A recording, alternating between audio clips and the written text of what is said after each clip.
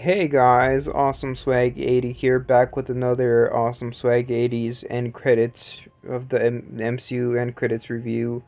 And today we're gonna have an actual review of some end credits because thankfully we're gonna be reviewing the end credits of Thor, the first movie after Iron Man 1 that actually has some end credits we can review.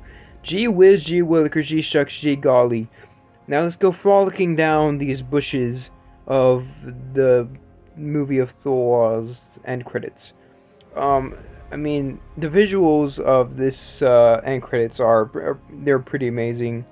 It feels like the end of a documentary about Saturn's rings, on Nat Geo or like Discovery Channel.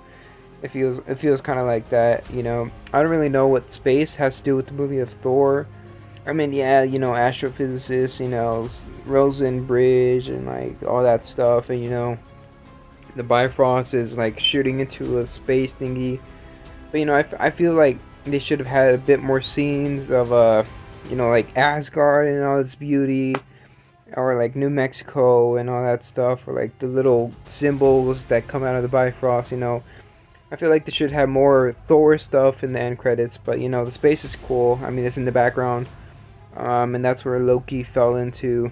But yeah, I mean, the visuals are amazing.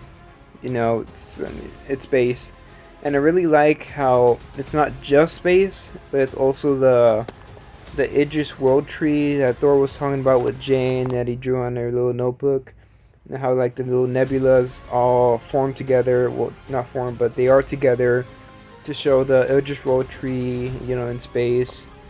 No, that's pretty cool. I don't know if this was intentional, but like when it was zooming through the branches and everything, I saw like a hand, like a hand formed out of the nebula. Maybe it was just me, but I'm pretty sure I saw a hand. I don't know what it symbolizes. Maybe Loki or something falling through the space thingy. And yeah, and as it like zooms through space. Oh my gosh, we're in space! Wow, Star Wars. Then it finally ends in the upside down of Asgard, and then it flips over, and then you see Thor. Oh my, shiver me timbers, butter my backside, and calling me a biscuit. That's pretty cool.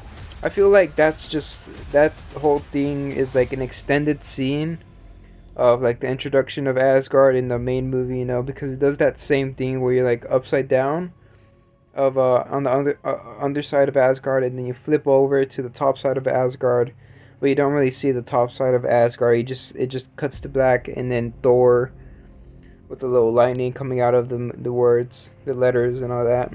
So I feel like it's an extended scene of what we were seeing in the movie, which I mean, you gotta do what you gotta do to do what you gotta do.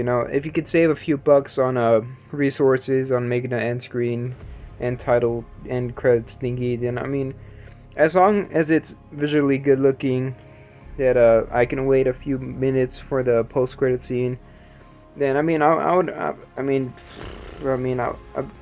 understand. I wouldn't want to save a few bucks, but yeah. That's pretty much it. I give the end credits thingy of Thor solid I give it a 85%. It's pretty good. Like I said, it feels like reused footage, but yeah, it's pretty good. The visuals are amazing. And yeah, that's it for this end credits review. I'm finding these things a little bit fun, So I know people aren't gonna really care about these because like who gives a shit about these? But I don't know. I find them rather fun, fun to talk about. It's something I've been wanting to do, and I find these things kind of interesting to see. So yeah, that's it for this review. I shall see you guys later. Mandatory kiss on the cheek. Alright, bye.